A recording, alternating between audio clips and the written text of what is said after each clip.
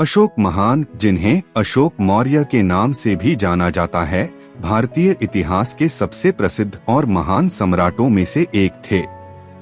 उनकी कहानी अत्यंत प्रेरणादायक और शिक्षाप्रद है, जिसमें सत्ता, युद्ध और अहिंसा का संदेश प्रमुख रूप से उभरता है।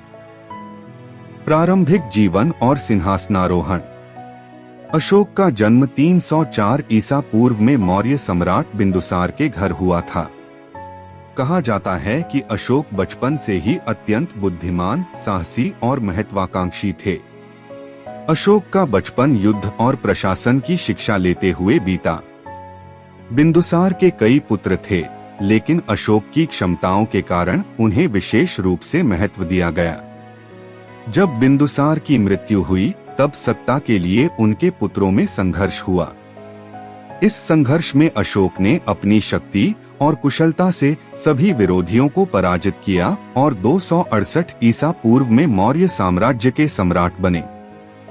सिंहासन पर बैठने के बाद अशोक ने अपने साम्राज्य का विस्तार करना शुरू किया और जल्द ही उनका साम्राज्य भारतीय उपमहाद्वीप का सबसे बड़ा साम्राज्य बन गया। कलिंग युद्ध और परिवर्तन। अशोक के शासनकाल का सबसे महत्वपूर्ण और निर्णायक मोड़ था कलिंग युद्ध। 261 ईसा पूर्व में अशोक ने कलिंग, वर्तमान ओडिशा, पर आक्रमण किया। यह युद्ध अत्यंत भीषण था, जिसमें हजारों सैनिकों और नागरिकों की जान गई। जब अशोक ने युद्ध के बाद का दृश्य देखा, लाशों का ढेर, घायल और बेघर लोग, तो उनका दिल दहल उठा। इस विनाश और रक्तपात ने अशोक को गहराई से प्रभावित किया और उन्हें अहिंसा और मानवता के मार्ग पर चलने के लिए प्रेरित किया। बौद्ध धर्म की ओर झुका।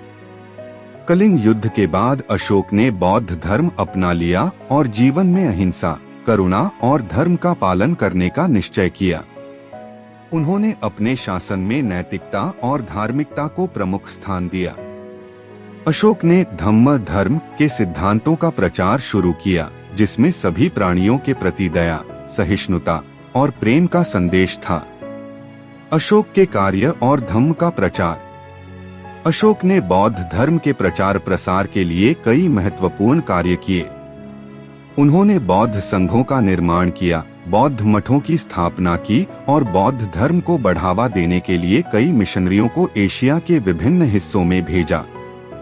अशोक के धम्म संदेशों को शिलालेखों, स्तंभों और गुफाओं में खुदवाया गया, जिनमें से कई आज भी भारत और अन्य देशों में पाए जाते हैं।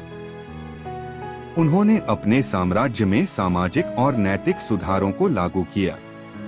उन्होंने न्याय और धर्म के आधार पर शासन किया और अपने प्रजा की भलाई के लिए अनेक योजनाएं शुरू की, जैसे कि चिकित्सा सुविधाओं का विस्तार, सड़क और सिंचाई प्रणालियों का निर्माण और पशुओं की सुरक्षा के लिए कानूनों का निर्माण। अशोक का धरोहर। अशोक महान का जीवन और उनके कार्य भारतीय इतिहास में एक महत्वपूर्ण स्थान रखते हैं।